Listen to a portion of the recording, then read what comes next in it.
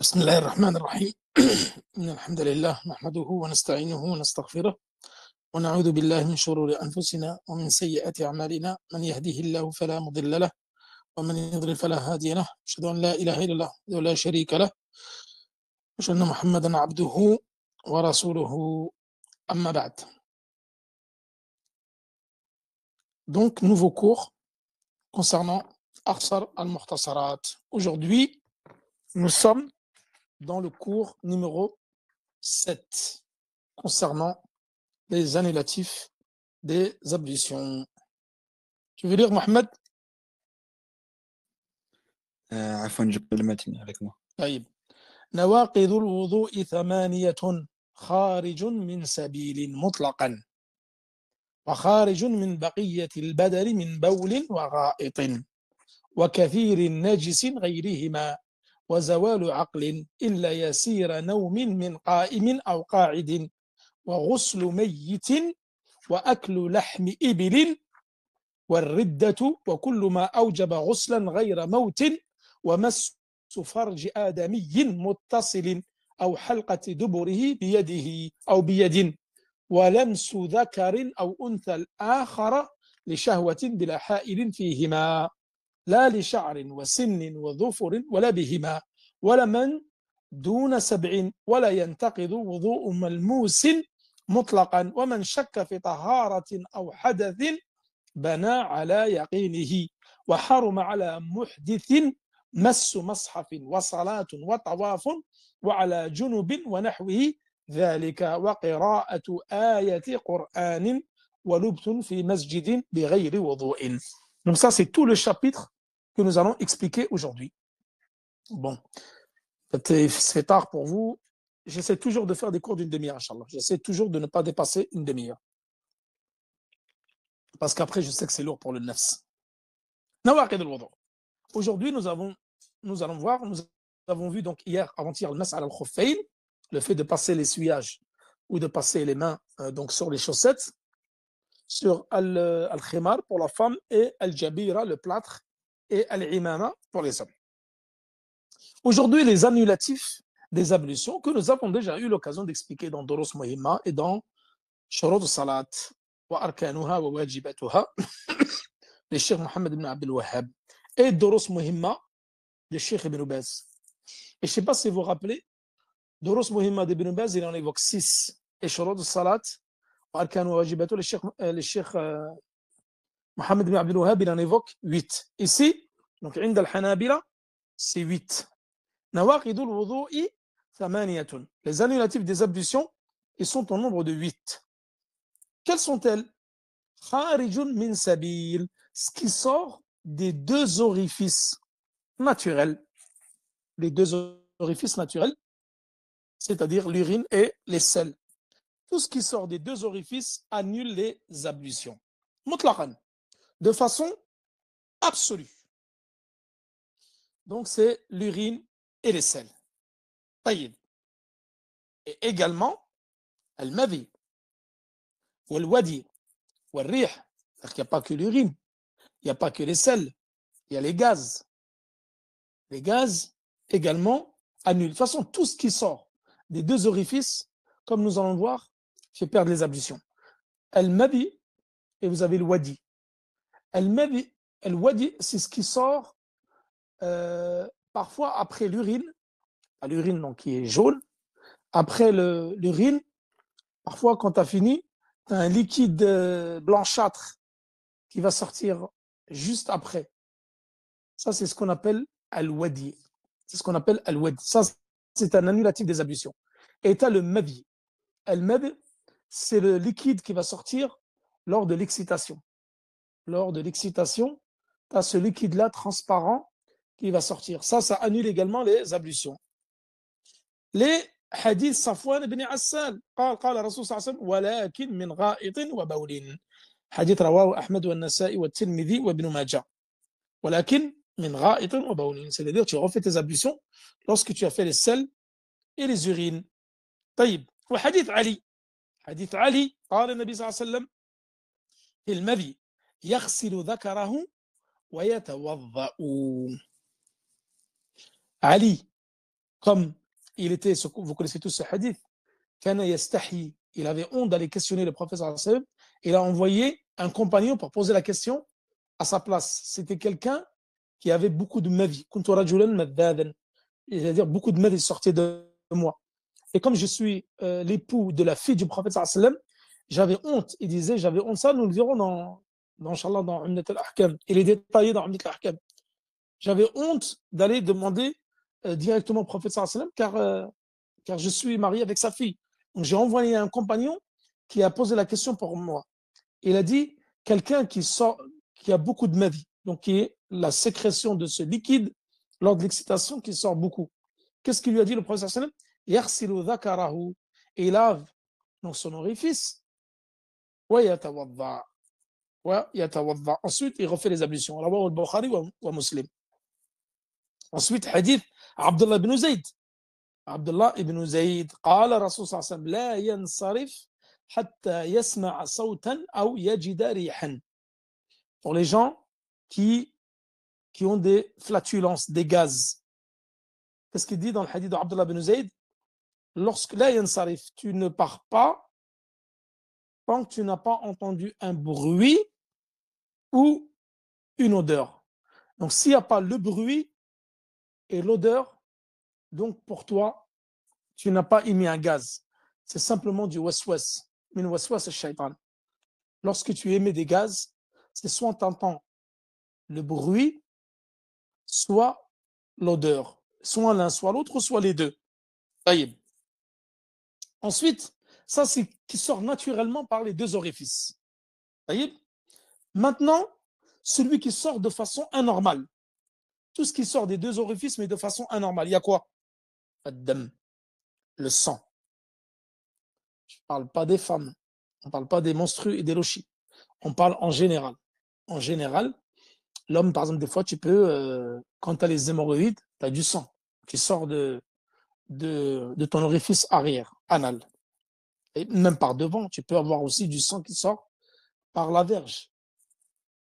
Ou à doud. Des fois, tu vois, tu as des asticots. Ça, je pense que ça arrivait à tout le monde d'être malade, surtout quand tu es petit et tu as des vers. Tu as des vers donc qui sortent de ton orifice arrière. Donc ça, également. Ça, c'est un annulatif. Le fait d'avoir des vers qui sortent du sang, c'est un annulatif. Donc ça, tu dois recommencer les ablutions. Taïb. An-naqid al-thani. Donc là, nous avons vu tout ce qui sort des orifices de l'être humain, devant et derrière. Maintenant, kharijun min baqiyati al-badani min bawlin wa gha'itin. C'est-à-dire tout ce qui sort du corps, mais en dehors des deux orifices naturels. C'est-à-dire, il sort de ton corps, mais pas de ton orifice anal ou devant. Donc ça, soit c'est de l'urine ou du caca, des selles. C'est-à-dire, par exemple, tu as des gens, pour X raison, une maladie quelconque et autre, ils ont des poches. Ils ont des poches, ils ne peuvent plus faire leurs besoins. Donc, ils leur mettent des poches sur le côté et l'urine et les selles, ils sortent dans cette poche-là. Ça, moi, je l'ai déjà vu chez des malades. Ça, tu vois, ça ne sort pas par tes orifices, ça sort par le corps. Ça annule également les ablutions. Et pourtant, il ne sort pas par les deux orifices. Donc, tout ce qui sort par le corps, hormis les deux orifices. لعموم قوله تعالى أو جاء أحد منكم من الغائط. C'est-à-dire lorsque quelqu'un défecte, c'est-à-dire fait ses selles, peu importe d'où ça sort. Et il y a le hadith également, ولكن من غائط وبول. C'est-à-dire tu refais des ablutions lorsque tu as fait les selles et les urines. طيب. Deuxième point, كثير نجس غيرهما. C'est-à-dire ce qui sort du corps en dehors des deux orifices, mais qui est impur et beaucoup. Là, ça va concerner quoi? C'est hors les aisselles, les selles, le caca et l'urine. En dehors de ces deux-là, qui, même quand ils sortent en petite quantité du corps, en dehors des deux orifices, ça annule les ablutions. Maintenant, qu'est-ce qui sort des deux, hormis les deux orifices, et qui est impur et de façon beaucoup prépondérante. Vous avez al-qay', le fait de vomir. Vous avez le sang. Et le sang, nous allons voir que il faut qu'il soit beaucoup et najis. Le sang, il est najis. Le sang, il est impur. طيب. Les hadiths Abi Darda. حديث أبي الدراء رضي الله عنه قال استاق رسول الله صلى الله عليه وسلم فأفطر فأوتي بماء فتوضأ رواه أحمد والترمذي. Le prophète sallallahu alayhi wa sallam a vomi. فأفطر. Donc il devait sûrement être jeûneur. Et nous allons voir que ça, c'est dans les cours concernant les annulatifs du jeûne. Nous le verrons, Inch'Allah, vendredi, pas vendredi, parce que nous allons voir les conditions, peut-être à partir de samedi ou dimanche. Nous allons voir les annulatifs du jeûne. Taïb, c'est le fait de se faire vomir. Pas vomir. Il y en a, ils se font vomir. Si tu te fais vomir, ça annule le jeûne. Taïb. Donc le fait que le prophète sallam, il a vomi, ça a coupé son jeûne. Donc il a refait ses ablutions. Pourquoi? Parce qu'il a vomi. رواه أحمد والترمذي ولقول عبد الله بن عباس في الدم. Et concernant الدم إذا كان فاحشا فعليه الإعادة. رواه ابن منذر في الأوسط. طيب. Ça c'est lorsqu'il y a beaucoup de sang. Mais quand tu as peu de sang qui coule, ça n'annule pas les ablutions. La preuve, rappelez-vous, pour ceux qui ont fait Sira avec nous, quand nous avons vu la bataille du fossé, vous vous rappelez? Ghazwatul Ahzab ou Ghazwatul Khandaq. Khandaq que Salman al-Farisi avait creusé, parce que les Arabes ne connaissaient pas c'était quoi le fossé. Il avait creusé un long fossé de 2,5 km et de 3 mètres de large. Et les Qurayshites, al-Ahzab, qu'ils étaient 10 000, donc il y a une coalition de 10 000 parmi les Qurayshites, il y avait les Juifs, il y avait Ratafan, il y avait toutes les tribus arabes qui sont venues combattre les musulmans à Médine. Et pendant cette razwa-là, cette expédition-là, il y a eu quelques escarmouches, mais il n'y a pas eu de véritable combat. Les musulmans, ils ont été assiégés pendant 1 mois. Il y avait le froid, il y avait la faim, et il y avait un compagnon qui faisait le guet, donc qui faisait la sentinelle. Donc il surveillait les lignes ennemies. Et il était en prière. Il était en prière, et il a reçu des flèches. Et son compagnon, il s'est endormi. Donc les deux devaient surveiller les lignes ennemies, et il s'est endormi. Il a reçu des flèches, et malgré ça, il a continué à prier. Il ne s'est pas arrêté. Et quand ils sont allés voir le prophète sallallahu alayhi wa sallam, parce qu'il n'est pas mort, le prophète sallallahu alayhi wa sallam, il a dit, pourquoi tu as continué à prier? Il a dit, j'étais en train de rire, parce qu'il faisait qiyam al-layl. Regardez les compagnons, regardez les pieux prédécesseurs. Même en état de guerre, il faisait les qiyam al-layl. Il a dit, parce que j'étais en train de réciter une surah que j'aimais beaucoup. Il y en a certains qui ont dit que c'était Surat al-Kahf, que j'aimais beaucoup et je ne voulais pas l'interrompre. Et je ne voulais pas l'interrompre. Parce que l'autre, il lui a dit, son compagnon, dit, pourquoi tu ne m'as pas réveillé? Pourquoi tu ne m'as pas réveillé? Il a dit, j'étais en train de réciter une surat et je ne voulais pas l'interrompre. Allahu Akbar. Regardez le degré de foi. Le degré de foi qu'avaient les compagnons, qu'Allah les agrée. Et donc là, le sang, il a coulé de ce compagnon-là suite à ses blessures. Le prophète, quand ils sont allés le voir, ne lui a pas ordonné de recommencer sa prière. Donc ils ont dit, les savants s'appuient sur cette histoire pour dire que le sang, lorsqu'il est en faible quantité, n'annule pas les ablutions. Mais s'il est en forte quantité, tu es blessé et tu as perdu beaucoup de sang. Ça annule les ablutions. Taïb. Ensuite, Cheikh al-Islam ibn Taymiyyah, lui, il a choisi que الدم خروج الدم le fait لا ينقض الوضوء مطلقا بل يستحب. C'est-à-dire ça n'annule pas les ablutions mais c'est préférable de refaire les ablutions. Les hadiths Jabir قال أن النبي صلى الله عليه وسلم كان في غزوة ذات الرقاع. Vous vous rappelez ذات الرقاع, cette غزوة que nous avons vue dans Sira al-Nabawiyya. فرمي رجل بسهم فنزفه الدم عفوا فركع وسجد ومضى في صلاته. Il y a un homme qui a reçu une flèche et il y a le sang qui a coulé et cet homme-là, ce compagnon, a fait son inclinaison, sa prosternation et il a continué sa prière. Et le Hassan il rapporte aussi également ce hadith qui dit ما زال المسلمون يصلون في جراحاتهم. رواه البخاري. C'est-à-dire que les musulmans ne cessaient de prier dans leurs blessures, avec leurs blessures, avec le sang qui ont coulé. طيب. Troisième annulatif, zawal al-aql. Donc, imma bijounoun, ou naum, ou irma, ou sukr, c'est-à-dire le fait de perdre la raison, soit en devenant fou par la folie, soit en perte de connaissance, soit le coma, soit en dormant. Tout cela, tu vas perdre. Donc, tu n'es plus éveillé. Donc, on va dire ça, c'est zawal al-aql. طيب. غير النوم, en dehors de la nuit. Parce que nous allons voir que la nuit, il y a un tafsil. Il y a un tafsil concernant le sommeil. طيب. غير النوم, en dehors de la nuit, du sommeil, هو الإغماء والجنون والسكر. Le fait de devenir fou, perdre la raison. Al-irma, perdre connaissance. والسكر, ça nous l'avons vu, rappelez-vous, sur le tafsir, c'est l'enivrement. L'enivrement, l'état d'ivresse. Tu as pris des substances nocives, des psychotropes, tu as pris de la drogue ou de l'alcool et tu as perdu la raison. Donc tu es en état d'ivresse. Ça annule tes ablutions. Ça annule tes ablutions parce que tu as perdu la raison. Tu es dans un état comateux, tu as perdu connaissance, tu es devenu fou, ça annule les ablutions également.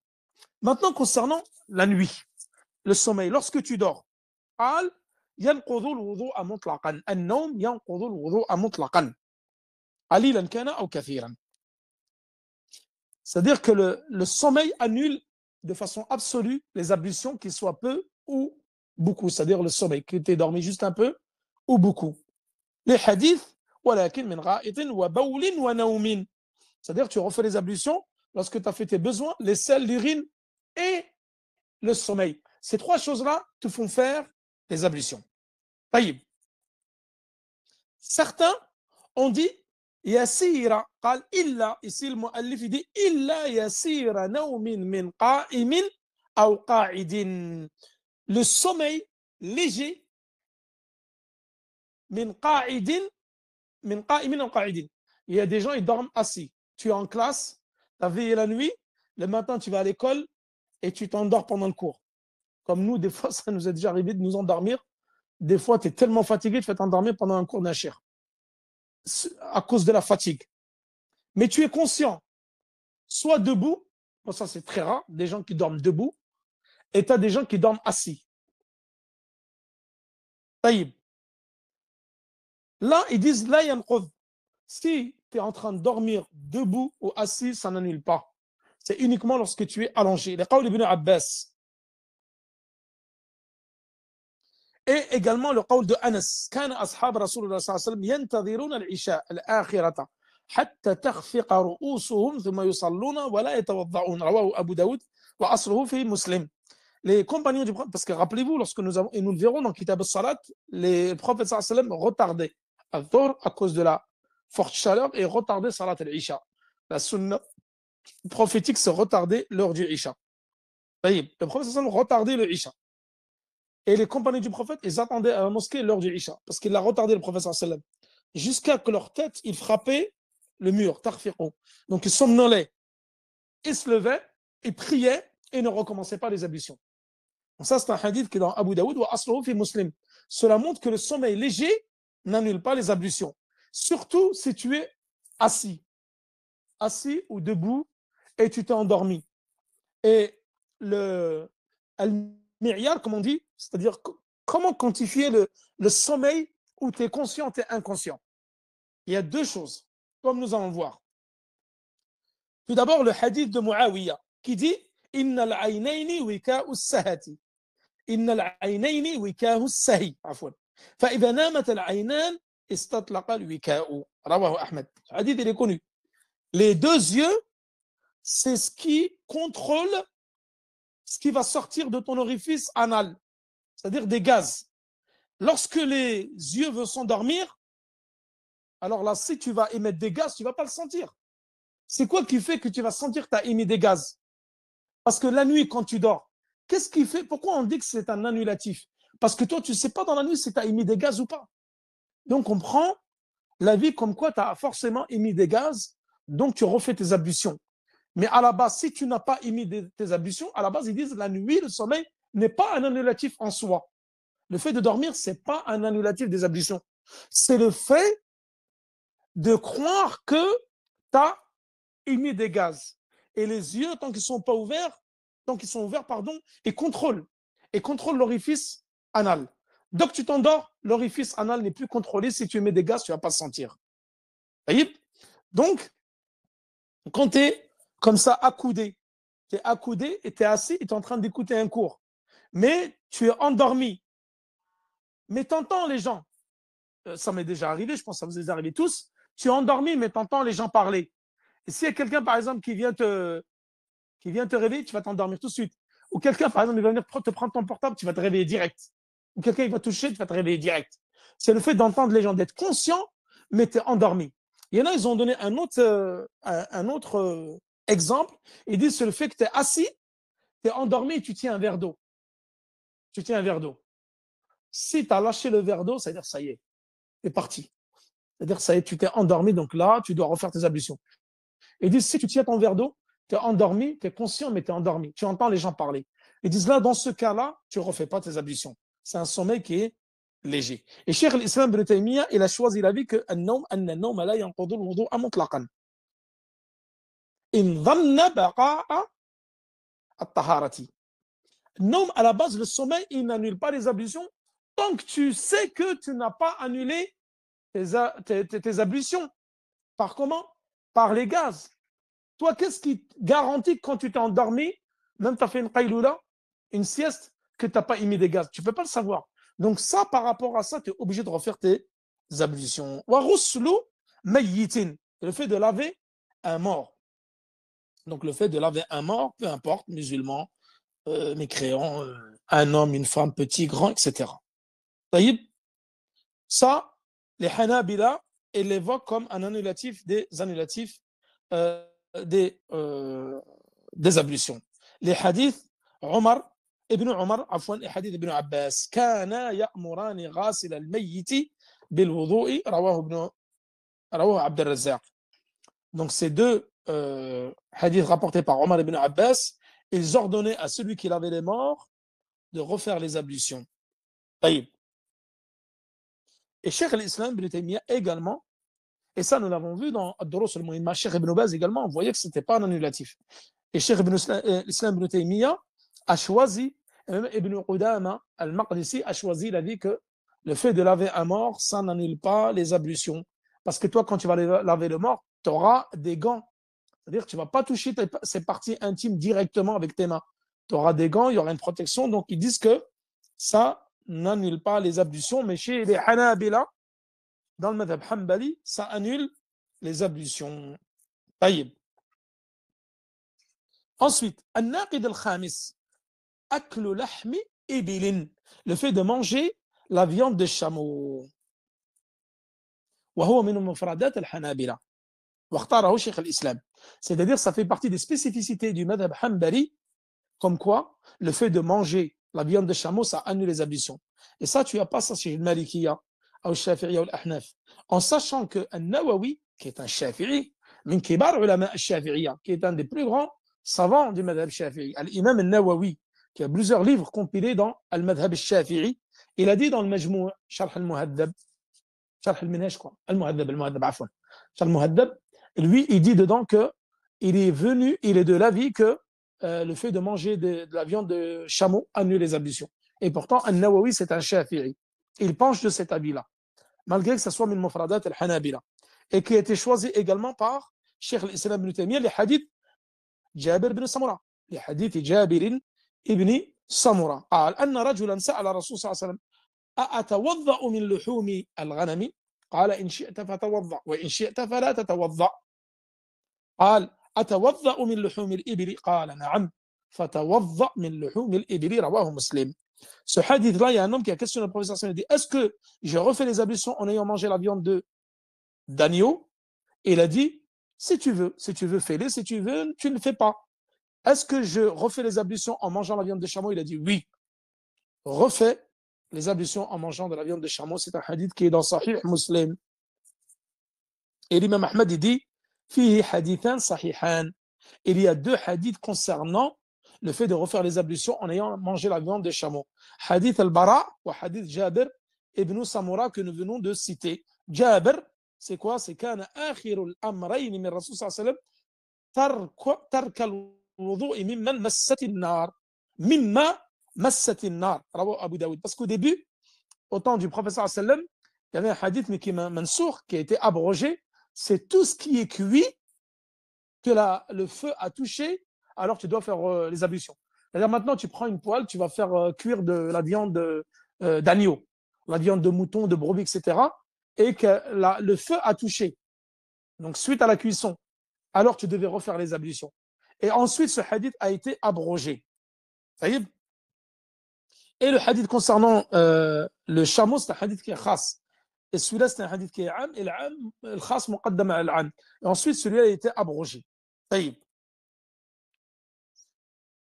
Concernant la viande de chameau, c'est quoi qu'on doit refaire les ablutions? Est-ce que c'est n'importe quelle partie du chameau ou c'est juste quelques...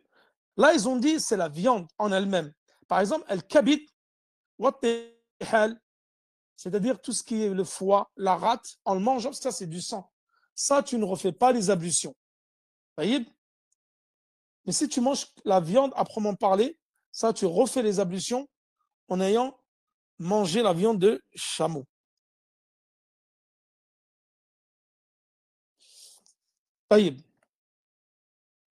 Parce qu'ils disent que pourquoi on refait les ablutions de la viande de chameau et pas de la viande de mouton.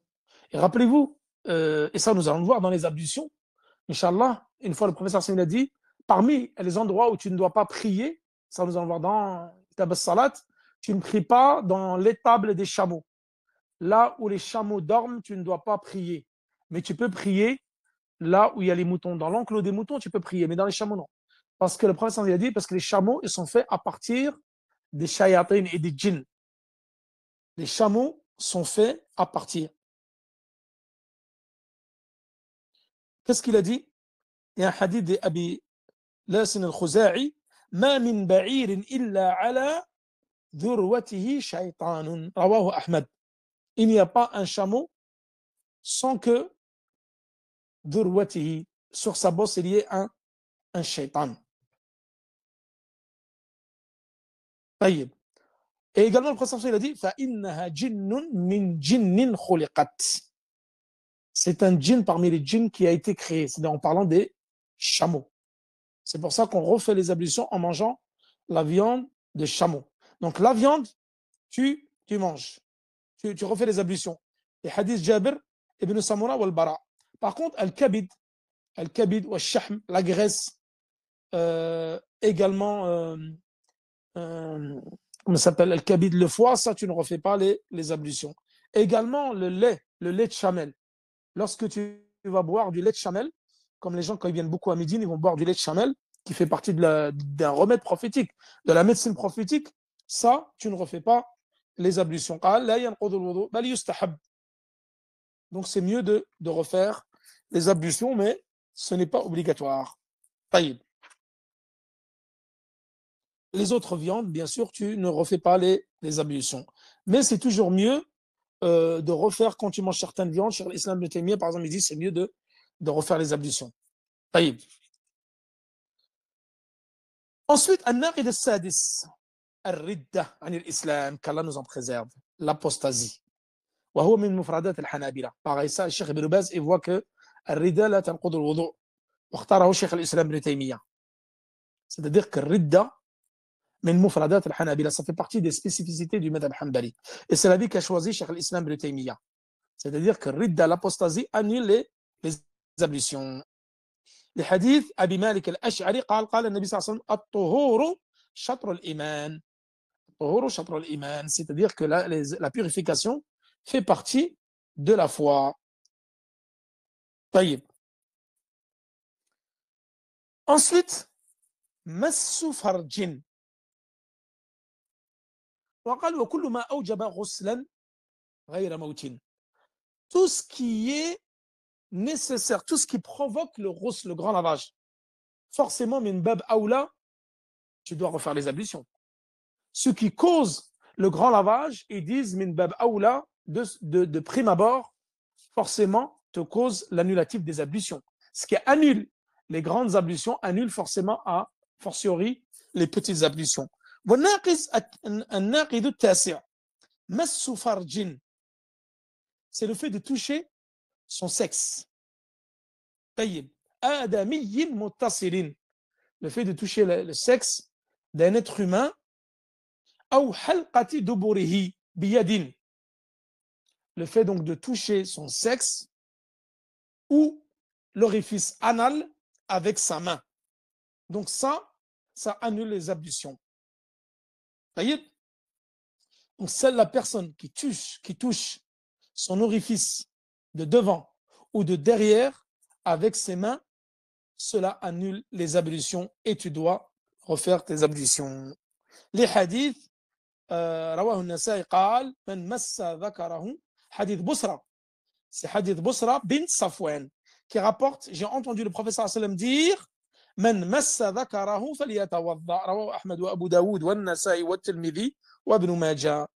وفي رواية للنسائي إذا أفضى أحدكم بيده إلى فرجه فليتوضأ. Donc celui qui touche son orifice ou son sexe, alors il doit refaire les ablutions. Donc il a été rapporté par Ashab al-Sunan wa Ahmad. طيب. Et Cheikh al-Islam ibn Taymiyyah, il dit que le hadith concernant le fait de toucher son orifice ou ses deux orifices annule les ablutions, il a été rapporté par plus de 10 compagnons.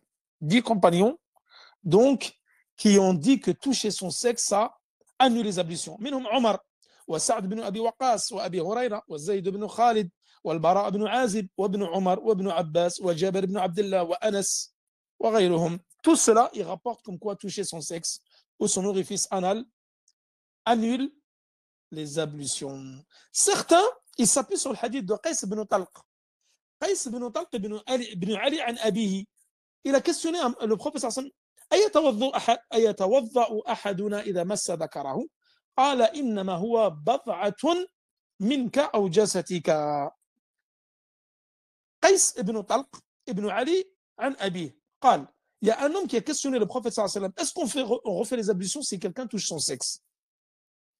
Qu'est-ce qu'il a dit le prophète? إنه هو بضعة منك أو جسدك, c'est-à-dire qu'il fait partie de toi. C'est une partie de toi. C'est comme si tu touchais ton épaule, ta main, ta jambe. Donc, qu'est-ce qu'ils ont dit? Certains, بعضهم يستدلون بهذا الحديث أنه لا ينقض الوضوء. Et ce hadith-là, ضعفه أحمد ويحيى بن معين وأبو زرعة وأبو حاتم. C'est-à-dire ce hadith-là, il est ضعيف. Donc, on ne l'utilise pas comme preuve concernant le fait qu'on ne doit pas refaire les ablutions lorsqu'on a touché son orifice ou son sexe. Donc là, lorsque tu touches tes parties intimes, tu dois refaire tes ablutions. طيب. ولمس ذكر أو أنثى الآخر لشهوة بلا حائل فيهما.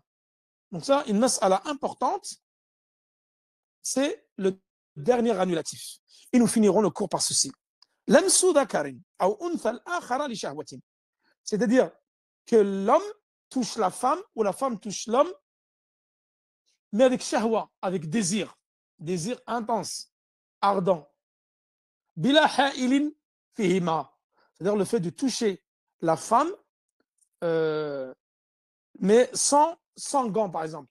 C'est-à-dire qu'il n'y a rien, c'est-à-dire avec tes mains directement sa peau. Ça annule les ablutions. طيب. S'il a des gants, ça, tu n'as pas touché la peau. Donc ça annule pas. Il a dit, là, li sha'rin. Et là, nous allons voir, il y a 3 paroles concernant le fait de toucher la femme ou l'homme qui touche l'homme. Est-ce que ça annule ou pas? Il y a 3 avis. Nous les avons vus dans Doros Mohima et dans Shurut al-Salat. La li sha'rin, wa sinnin, wa dhufrin, wa la bihima, wa la min duna sab'in. Si tu touches les cheveux d'une femme, ici il dit sinna, une dent. Si tu touches bon, ça c'est les livres de Hanabila, hein, les livres de fiqh, vous allez tout le temps trouver ça. L'ongle, si tu touches l'ongle de la personne du sexe opposé, ou ces choses-là, et une personne qui est en dessous de 7 ans.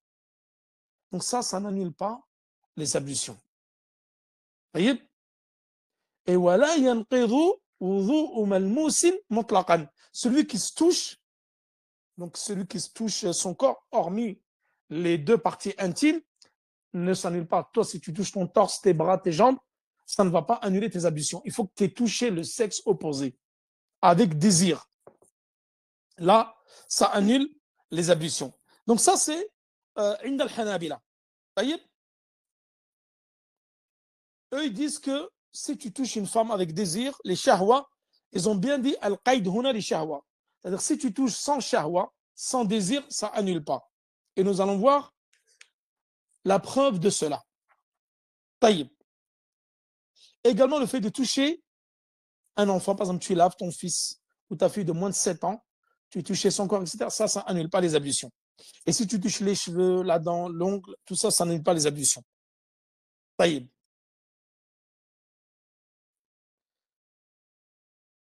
Quel est l'avis le plus sûr concernant le fait de toucher la femme avec désir? Il y a un avis qui dit ينقض الوضوء مطلقا, c'est-à-dire avec shahwa ou bidun shahwa, avec désir ou sans désir, lorsque tu touches ta femme, ça annule directement tes ablutions. Ça, c'est madhab al-shafi'iyya. Al-shafi'iyya, ils disent que si tu touches ta femme ou une femme étrangère, ça annule tes ablutions directement. Et il y a l'avis de Al-Hanabila. Donc ici, qui disent toucher la femme, mais avec désir. Ça annule les ablutions. Taïb. Et pourquoi? Et il y a ceux qui disent que ça n'annule pas du tout les ablutions. Là, il y a un wudu à mutlaqan. Et ça, c'est l'avis qu'a adopté Cheikh al-Islam ibn Taymiyyah et c'est l'avis le plus juste. Pourquoi? Ils disent قبل أن النبي صلى الله عليه وسلم قبل امرأة من نسائه ثم خرج إلى الصلاة ولم يتوضأ. Le prophète sallallahu alayhi wa sallam a embrassé une de ses femmes et il est parti à la prière ولم يتوضأ. Et il n'a pas refait ses ablutions. رواه أبو داود والترمذي وابن ماجه. Donc là, le fait qu'il ait embrassé sa femme ou une de ses femmes, cela n'a pas annulé ses ablutions puisqu'il est parti directement faire la prière. Également le hadith de Aïcha رضي الله عنها قال كنت أنام بين يدي النبي صلى الله عليه وسلم ورجلاي في قبلته فإذا سجد غمزني فقبضت رجلي. رواه مسلم والبخاري. Le prophète صلى الله عليه وسلم, il faisait qiyam al-layl. Pour les prophètes, comme nous allons voir, qiyam al-layl c'est obligatoire. Pour nous, c'est recommandé. Tous les prophètes devaient faire qiyam al-layl. C'est une obligation pour eux. Le prophète sallallahu alayhi wa sallam faisait qiyam al-layl tous les jours. Et Aïcha, elle était en train de dormir. Et le pied du prophète sallallahu alayhi wa sallam, parce qu'ils avaient leur appartement, il était très petit à l'époque. Le pied du prophète sallallahu alayhi wa sallam touchait le pied de Aïcha. Et il a dit, il ne refaisait pas les ablutions. Voyez? Donc là, le fait qu'il touchait le pied, donc là, il n'y avait pas de shahwa, il n'y avait pas de désir. Cela montre que le prophète sallallahu alayhi wa sallam embrassait sa femme, touchait sa femme et ne refaisait pas les ablutions. Donc c'est quoi la mas'ala où véritablement, donc là, عند الحنابلة, tu touches la femme, ينقض الوضوء. طيب, les shahwa, avec désir. Et là, certains ils ont dit, لا ينقض الوضوء مطلقا. Et ça, c'est l'avis qu'a adopté Cheikh al-Islam ibn Taymiyyah, et c'est l'avis le plus probable. C'est que ça n'annule pas du tout les ablutions. Pourquoi? Parce que هم يستدلون بالآية أو لامستم النساء. أو لامستم النساء. C'est-à-dire, lorsque vous touchez les femmes, ceux qui ont compris, c'est pour ça que le tafsir, c'est super important. Et la lugha al-arabiyya, c'est très important. Parce que quand tu vas comprendre la langue arabe, tu vas comprendre le tafsir et tu vas comprendre la jurisprudence. Mais si tu n'as pas compris l'arabe, tu es très faible en arabe, bah, tu ne vas pas comprendre le tafsir. Parce que toi, tu vas lire le verset, tu vas comprendre la mastumun nisa, tu vas toucher la femme. Et ici, la mastumun nisa, le tafsir le plus juste, c'est al-jima'. C'est le fait d'avoir des rapports. Ou la mastumun nisa, ça veut dire que vous avez eu des rapports avec vos femmes. Et non pas touche vos femmes. Donc ceux qui ont interprété ce verset en disant la mastumun nisa, toucher les femmes, ils vont dire yanqudul wudu. Mais ceux qui ont interprété le verset, et c'est l'avis le plus juste, comme quoi ici la mastum huwa al-jima'. C'est al-jima', c'est le fait d'avoir des rapports avec ta femme. Voyez? Donc c'est vraiment l'avis le plus juste. Et eux, ils s'appuient sur ce verset-là. Ceux qui disent que le fait de toucher sa femme n'annule pas les ablutions, et ils s'appuient sur ce hadith-là, le hadith que nous avons vu, que le prophète a embrassé ses femmes, etc. Et la mastumun nisa ici, c'est dans le sens d'avoir des rapports, et non pas dans le sens de toucher. Je finis parce que j'ai tardé beaucoup, excusez-moi, et ça fait très tard. Nous allons finir, Inch'Allah.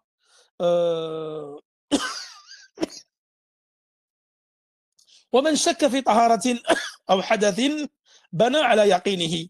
Donc ça, vous ne vous inquiétez pas, nous allons le faire dans les ablutions, Inch'Allah.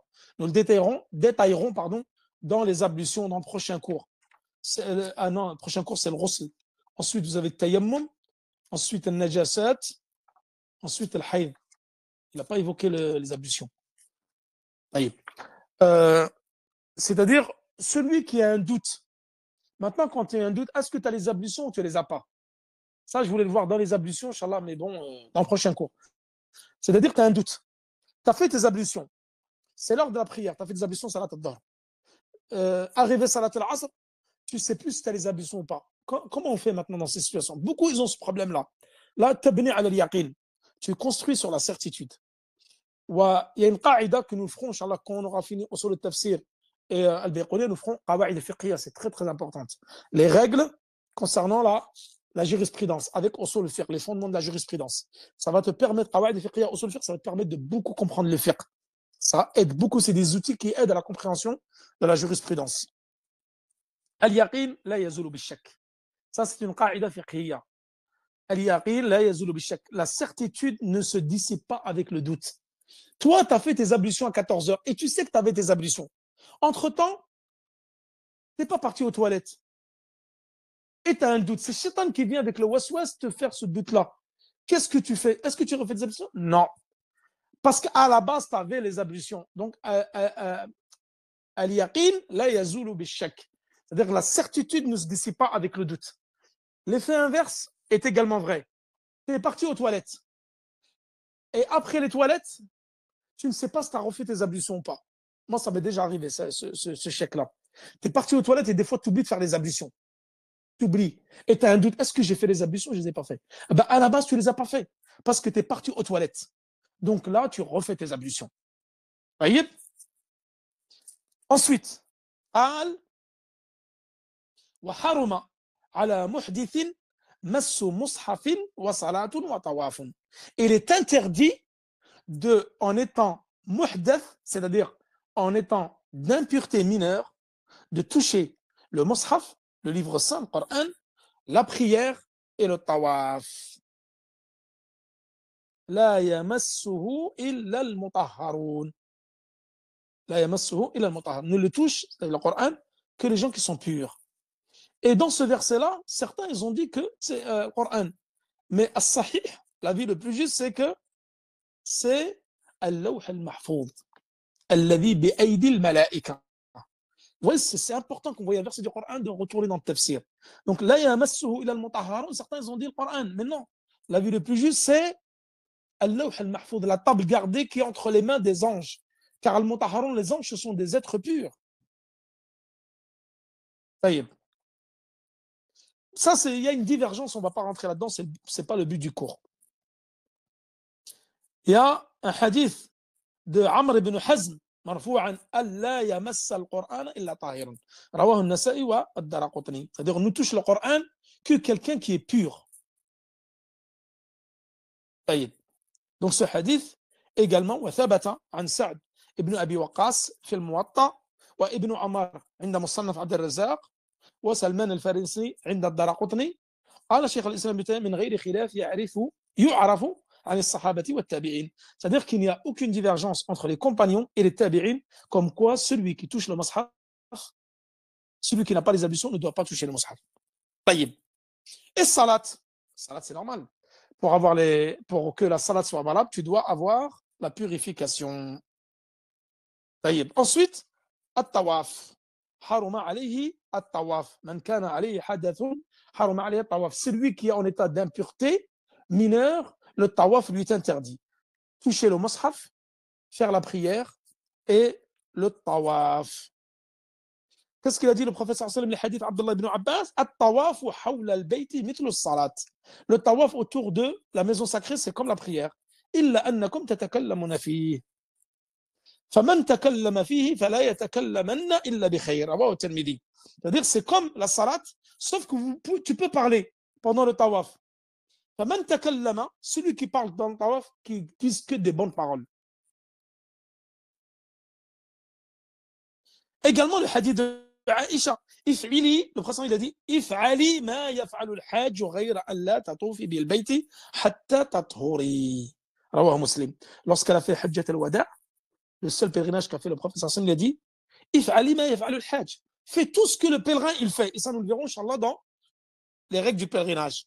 Fais tout ce que le pèlerin fait, sauf le tawaf bil bayt, jusqu'à que tu sois en état de pureté. Parce qu'Aïcha, comme nous l'avons vu dans Hajjat al-Wada', lorsqu'elle est partie faire le pèlerinage d'adieu avec le prophète sallallahu alayhi wa sallam, elle a eu ses menstrues.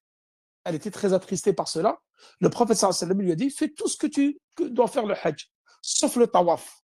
Et lorsqu'elle a retrouvé, elle était en état de pureté, les menstrues sont finis, il a ordonné à son frère Abdelrahman de l'amener à Tan'im et de venir compléter sa umrah et son hajj, comme nous l'avons vu déjà dans As-Sira al-Nabawiyya.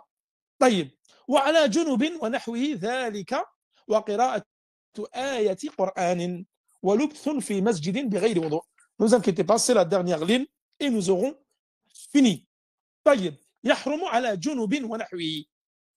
Bon, ça c'est dans Mas'alat al-Ghusl. Nous le verrons dans le Mas'alat al-Ghusl. C'est le prochain cours, Inch'Allah. Le prochain cours après-demain. C'est samedi? Non, je suis jeudi. Dimanche. Dimanche, nous parlerons sur le grand lavage. Et qu'est-ce qui cause le grand lavage? Quand tu es en état de janaba, janaba c'est en état d'impureté majeure. Lorsque tu as eu un rapport avec ta femme ou lorsqu'il y a eu une éjaculation. Donc, le liquide spermatique qui est sorti de ton orifice, là, tu es en état d'impureté majeure. Donc là, il est interdit de réciter le Coran. Wa qira'atu ayati Qur'anin. Donc, il n'est pas permis de réciter le Coran jusqu'à que tu aies fait tes ablutions. Donc là, il disait فَيَحْرُمُ عَلَيْهِ قِرَاءَةَ الْقُرْآنِ بِاتِّفَاقِ الْأَئِمَّةِ. D'après les 4 imams, il est interdit de réciter le Coran lorsque tu es en état d'impureté majeure. كان الرسول صلى الله عليه وسلم لا يحجبه وربما قال لا يحجزه عن القرآن شيء إلا الجنابة. C'est-à-dire le prophète صلى الله عليه وسلم, rien ne lui interdisait de réciter le Coran sauf al-janaba lorsqu'il était en état d'impureté majeure. والحائض, الحائض c'est nos sœurs qui ont les menstrues. يحرم عليها قراءة القرآن. لحديث ابن عمر كان قال النبي صلى الله عليه وسلم لا تقرأ الحائض ولا الجنب شيئا من القرآن. رواه الترمذي وابن ماجه. C'est-à-dire la femme qui a les menstrues et celle qui est en état d'impureté majeure ne doit pas lire quelque chose min al-Qur'an. Il est interdit de réciter du Coran lorsque tu es en état de janaba wal ha'id. Et Cheikh al-Islam ibn Taymiyyah, donc ça, toujours je donne l'idée. Regardez, je vous donne l'avis de Hanabila, après je vous donne l'avis de Cheikh al-Islam ibn Taymiyyah. Cheikh al-Islam ibn Taymiyyah qui était un Hanbali, malgré son Hanbali, et divergeait dans pas mal de situations, de pas mal de points par rapport au fiqh Hanbali. قال واختار الشيخ الإسلام ابن تيمية لا تمنع الحائض من قراءة القرآن مطلقا. C'est-à-dire que le haïd, celle qui est en état de menstru, celle qui a les menstrues, لا تمنع من قراءة القرآن. On ne lui interdit pas de lire le Coran. Al-haïd, elle a le droit de réciter le Coran, elle a le droit de lire le Coran, mais pas de toucher le mushaf, bien sûr. Elle ne touche pas le mushaf avec ses mains, mais elle a le droit de réciter et de lire le Coran. Alors que le junub, c'est strictement interdit. طيب. وَلُبْثٌ فِي مَسْجِدٍ بِغَيْرِ وُضُوءٍ. Et c'est le fait de traverser la mosquée sans avoir les ablutions. Ceci est également interdit عند الحنابلة. ولا جنبا إلا عابر سبيل حتى تغتسلوا. Et pas de junub, c'est-à-dire celui qui est en état d'impureté majeure, إلا عابر سبيل, sauf celui qui peut traverser حتى تغتسلوا. حتى تغتسلوا. Donc le fait de traverser la mosquée alors que tu es en état d'impureté majeure, ceci est interdit. Même sans ablution ou en état d'impureté majeure. ولا جنبا إلا عابر سبيل حتى تغتسلوا. تمر به مرا ولا تجلس. Donc concernant la femme qui a les menstrues, Ibn Abbas dit تمر به مرا, c'est-à-dire la mosquée, elle peut y passer, elle peut traverser la mosquée, mais elle ne doit pas s'asseoir dans la mosquée. Et Aïcha radiyallahu anha, elle dit لا أحل المسجد لحائض ولا جنوب. Je ne permets pas, donc elle ramène un hadith du prophète sallallahu alayhi wa sallam qui dit je ne permets pas la mosquée à une femme qui a les menstrues et celle qui est en état d'impureté majeure. Et le hadith de Atiyya également قالت أمر النبي صلى الله عليه وسلم الحيض عفوا الحيضة, donc c'est le pluriel de haïd. الحيضة celles qui avaient les menstrues, أن يعتزلن مصلى المسلمين رواه البخاري ومسلم. Le prophète sallallahu alayhi wa sallam a ordonné al-huyada, celles qui avaient les menstrues, les femmes, أن يعتزلن مصلى المسلمين, qu'elles doivent éviter les salles de prière des musulmans ou les mosquées des musulmans. Certains disent si al-junub ou celle qui a les menstrues, elle fait ses ablutions, c'est-à-dire qu'après que le sang soit coupé et se soit arrêté, جاز لها المكث في المسجد وهو من المفردات. Donc عند الحنابلة ils disent si par exemple elle voit plus de sang mais elle n'a pas encore fait le grand lavage et qu'elle refait les ablutions, elle peut aller à la mosquée. طيب.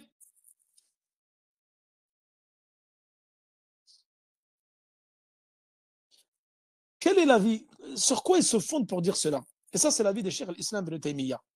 C'est-à-dire que si celui qui est en état de janaba et qui refait ses ablutions, ou al-ha'id qui fait ses ablutions, elle peut rester à la mosquée. وهذا من المفردات. Donc ça fait partie de l'avis des Hanabila. واختاره شيخ الإسلام ibn Taymiyyah. C'est l'avis qu'a choisi Cheikh al-Islam ibn Taymiyyah.